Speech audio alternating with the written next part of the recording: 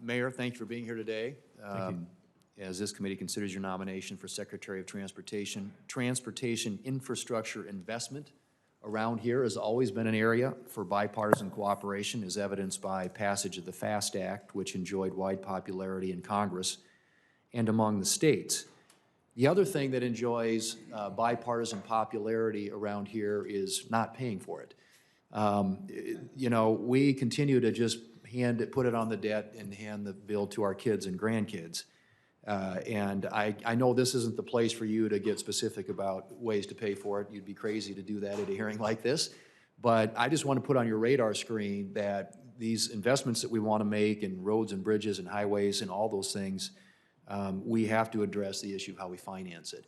The Environment and Public Works Committee reported a bill out last session of Congress, 21-0 out of the committee. It had increased funding for highways by 28%. And the reason it came out 21-0 is because they don't have to pay for it. It's all the spending side of it.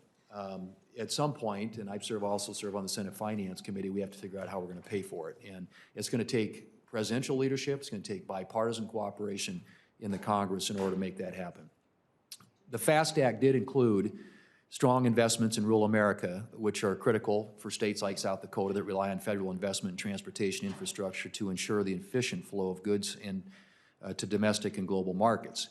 Freight corridors within rural areas are a critical component of the national transportation system. Those investments benefit the entire country, not just the rural areas. Highways and railroads in rural regions need to be connected to our nation's major cities, which need the many products that originate in places like the heartland, and we had this conversation. So it's crucial, in my view, that transportation policy and investment continue to recognize the importance of rural areas where the vast majority of agricultural and industrial commodities originate, to keep the transportation system in this country fluid, dynamic, and interconnected.